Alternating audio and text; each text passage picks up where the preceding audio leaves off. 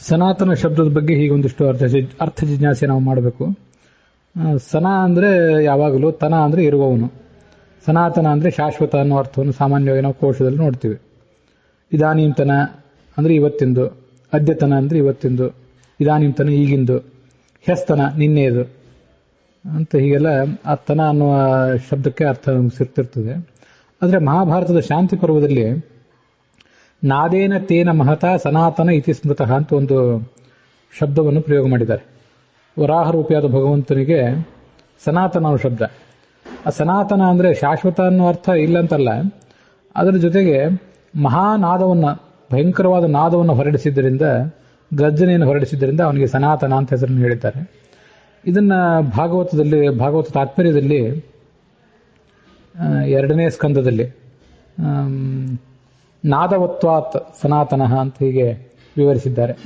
ನಾದ ಉಳ್ಳವನು ಹೇಗೆ ಅಂತಂದ್ರೆ ಆ ವೇದ ನಾದದಿಂದ ಅವನು ಪ್ರತಿಪಾದ್ಯ ಅಂತ ಅದರ ತಾತ್ಪರ್ಯವನ್ನು ಕೂಡ ಅವ್ರು ಹೇಳಿದ್ದಾರೆ. ನಾದವತ್ವಾತ್ ಅನ್ನೋದನ್ನು ಸ್ವಲ್ಪ ನಾನು ಹಿಂದೆ ಮುಂದೆ ಹೇಳಿರಬಹುದು, ಅಲ್ಲಿರೋ ಶಬ್ದ ನಿಖರವಾಗಿ ನನ್ನ ಮುಖದಿಂದ ಬಂದಿಲ್ಲದೆ ಇರಬಹುದು, ಅಂತೂ ಅದರ ಅಭಿಪ್ರಾಯ ಆಗಿದೆ, ಆಚಾರ್ಯರ ಭಾಗವತ ತಾತ್ಪರ್ಯದ ಅಭಿಪ್ರಾಯ. ಹಾಗೆ ಅದರ ಟಿಪ್ಪಣಿಗಳಲ್ಲಿ ಈ ಯಾದವಾರ್ಯರು ಮೊದಲಾದವರು ಅದಕ್ಕೆ ಮಾಡಿರುವಂಥ ಟಿಪ್ಪಣಿಗಳಲ್ಲಿಯೂ ಕೂಡ ಅದೇ ಅರ್ಥ ಕೇಳಿ ಬರ್ತದೆ. ಭಾಗವತ ತಾತ್ಪರ್ಯದಲ್ಲೂ ಕೂಡ ಆಚಾರ್ಯರ ವಾಕ್ಯ ನಾದವತ್ವಾತ್ ಸನಾತನಃ ಅಂತಲೇ ಇದೆ. ಹಾಗಾಗಿ ಅದನ್ನು ಹೇಳಲಿಕ್ಕೆ ನಮಗೆ ಯಾವುದೇ ಹಿಂಜರಿಕೆ ಬೇಕಾಗಿಲ್ಲ. ನಾದೇನ ತೇನ ಮಹತ ಸನಾತನ ಇತಿ ಸ್ಮೃತಃ ಪದ್ಮನಾಭೋ ಮಹಾಯೋಗಿ ಭೂತಾಚಾರ್ಯ ಸಭೂತರಾಟ್ ಅಂತ ಮಹಾಭಾರತದ ಆ ಶ್ಲೋಕ. ಹೀಗೆ ಸನಾತನ ಅನ್ನೋ ಶಬ್ದಕ್ಕೆ ಪ್ರಾಚೀನ, ನಾಶರಹಿತ, ಯಾವ ಶಾಶ್ವತ ಕಾಲದಲ್ಲಿ ಇರುವವನು ಅಂತ ಒಂದು ಅರ್ಥ. ಅದಲ್ಲದೆ ಮಹಾಭಯಂಕರವಾದ ನಾದವನ್ನು ಹೊರಡಿಸಿದವನು, ನಾದನ, ಅದನ್ನೇ ಇದ್ದದನ್ನ ತ ಮಾಡಿ ನಾತನ ಅಂತ ಮಾಡ್ಕೊಂಡಿದ್ದಾರೆ ಅಂತ ತಿಳ್ಕೋಬಹುದು. ಈಗ ಕೆಲವು ಬಾರಿ 3ನೇ ಅಕ್ಷರವನ್ನು ಪ್ರಯೋಗ ಮಾಡಿದರೆ ತೃತೀಯ ಆಧಿಕ್ಯಂ ಅಂತ ಹೇಳ್ತಿರ್ತಾರೆ. ತ ಇದ್ದುದನ್ನು ದ ಆಗಿ ಉಚ್ಚಾರ ಮಾಡಿದರೆ ಅದಕ್ಕೆ ಸ್ವಲ್ಪ ಉತ್ಕರ್ಷವನ್ನು ಹೇಳುವ ಅಭಿಪ್ರಾಯ ಇರ್ತದೆ. ದ ಇದ್ದುದನ್ನು ತ ಮಾಡಿ ಹೇಳುವುದರ ಅಭಿಪ್ರಾಯ ಏನು ಅಂತಂದ್ರೆ ಅಪಕರ್ಷವನ್ನು ಹೇಳೋದು. ಹಾಗಾದ್ರೆ ಪರಮಾತ್ಮನ ನಾದಕ್ಕೆ ಅಪಕರ್ಷವನ್ನು ಹೇಳೋದಾ ಅಂತಂದ್ರೆ ಅದು ಅವ್ಯಕ್ತವಾದ್ರಿಂದ ಸ್ಪಷ್ಟವಾಗಿ ಎಲ್ಲರಿಗೂ ತಿಳಿಯುವಂಥದ್ದಲ್ಲ. ಆ ನಾದದ ಒಂದು ಗಾಂಭೀರ್ಯ, ಅದರ ತತ್ವ ಇದು ಎಲ್ಲರಿಗೂ ಕೂಡ ತಿಳಿಯುವಂಥದ್ದಲ್ಲ. ಅದಕ್ಕಾಗಿ ಅದನ್ನ ದ ಇದ್ದದನ್ನು ತ ಮಾಡಿದ್ದಾರೆ ಅಂತ ತಿಳ್ಕೊಳ್ಬಹುದು. ಅಥವಾ ಈಗ ನದ ಅವ್ಯಕ್ತಿಯ ಶಬ್ದ ಅಂತ ಏನೋ ಧಾತು ಇದೆಯಲ್ಲ, ನ ದ, ಇದು ಟ ಟ ಡ ಣ, ಅದು ನ ದ. ಅಥವಾ ಹಾಗೇನೆ ಪ್ರಾಚೀನ ಪಾಠದಲ್ಲಿ ಏನಾದರೂ ನತ ಅವ್ಯಕ್ತಿಯ ಶಬ್ದ ಅಂತ ಏನೋ ಧಾತು ಇತ್ತೇನೋ ಅಂತ ಕೂಡ ನನಗೊಂದು ಸಂಶಯ ಇದೆ. ಇಲ್ಲಿ ನನ್ನ ಸಂಶಯವನ್ನು ಈಗ ಸ್ಪಷ್ಟವಾಗಿ ಪರಿಹರಿಸ್ಕೊಳ್ಳಿಕ್ಕೆ ಏನು ಶಬ್ದ ಈ ನಮ್ಗೆ ಆಧಾರ ಏನು ಕಾಣಿಸೋದಿಲ್ಲ ಅಂತ ಇದನ್ನು ಹೇಳಿದೆ.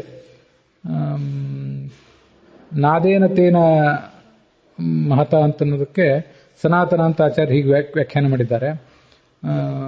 ಮತ್ತೆ ಅದನ್ನ ಯಾದವಾರ್ಯರು ಮೊದಲಾದವರು ಸ್ತುತಿರೂಪ ವೇದೇನ ಸಹಿತ ಅಂತ ನಾದ ಅಸ್ಯ ಸ್ಥಿತಿ ನಾದೇನ ಸಹಿತ ಸನಾತನ.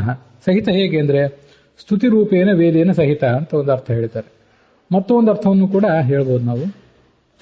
ಈ ಓಂಕಾರಕ್ಕೆ ಅಕಾರ, ಉಕಾರ, ಮಕಾರ, ನಾದ, ಬಿಂದು, ಕಲಾ, ಶಾಂತ, ಅತಿಶಾಂತ ಅಂತ 8 ಅವಯವಗಳನ್ನು ಶಾಸ್ತ್ರದಲ್ಲಿ ಹೇಳ್ತಾರೆ. ಅದು ಈ ಯತಿ ಪ್ರಣವಕಲ್ಪ ಮೊದಲಾದ ಕಡೆ ವಿವೃತವಾಗಿದೆ. ಅಕಾರದಿಂದ ವಾಚ್ಯನಾದವನು ಕೃಷ್ಣ, ಉಕಾರದಿಂದ ವಾಚ್ಯನಾದವನು ರಾಮ, ಮಕಾರದಿಂದ ವಾಚ್ಯನಾದವನು ನರಸಿಂಹ, ಮತ್ತೆ ನಾದದಿಂದ ವಾಚ್ಯನಾದವನು ವರಾಹ ಅನ್ನುವ ಅರ್ಥವನ್ನ ಅಲ್ಲಿ ಹೇಳಿದ್ದಾರೆ. ಹಾಗಾಗಿ ವರಾಹ ರೂಪಿಯಾದ ಭಗವಂತನನ್ನ ವರ್ಣಿಸುವಂಥ ಪ್ರಸಂಗವೇ ಅದು. ಮಹಾಭಾರತದ ಶಾಂತಿ ಪರ್ವದ ಅಂದರೆ ಮೋಕ್ಷ ಧರ್ಮ ಉಪಪರ್ವ, ಅದರಲ್ಲಿ 209ನೇ ಅಧ್ಯಾಯ ಅಥವಾ 207ನೇ ಅಧ್ಯಾಯ. ಹೀಗೆ ವರಾಹ ರೂಪಿಯಾದ ಭಗವಂತನನ್ನ ಹೇಳುವ ಪ್ರಸಂಗದಲ್ಲೇ ಅವನನ್ನು ಸನಾತನ ಅಂತ ಹೇಳುವ ಮೂಲಕ ಭಯಂಕರವಾದ ಒಂದು ಶಾಶ್ವತ ಅಂತ ಅರ್ಥ, ಮೊದಲನೇ ಅರ್ಥ. ಭಯಂಕರವಾದಂಥ ಕಿವಿಗಡಚಿಕ್ಕುವಂಥ ನಾದ ಇದ್ದವನು ಅಂತ 2ನೇ ಅರ್ಥ. 3ನೇ ಅರ್ಥ ವೇದವೆಂಬ ಸ್ತುತಿಯಿಂದ ಕೂಡಿದವನು, ಅದಕ್ಕೆ ಪ್ರತಿಪಾದ್ಯನಾದವನು ಅಂತ ಅರ್ಥ. ಮತ್ತೆ ಮತ್ತೊಂದು ಅರ್ಥ ಅಕಾರ, ಉಕಾರ, ಮಕಾರ ಆದ ಬಳಿಕ ನಾದ ಎಂಬತಕ್ಕಂಥ 4ನೇ ಓಂಕಾರದ ಅವಯವ ಏನಿದೆ ಅದರಿಂದ ಪ್ರತಿಪಾದ್ಯವಾದ ಭಗವಂತನ ವರಾಹ ರೂಪ ಅಂತ ಅರ್ಥ.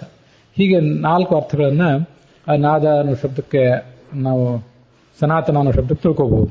ಹೀಗೆ ಅದೊಂದು ವಿಶಿಷ್ಟವಾದಂಥ ಪ್ರಯೋಗ. ಬೇರೆ ಕಡೆ ನಮಗೆಲ್ಲೂ ಕಾಣದೇ ಇರುವಂಥದ್ದು.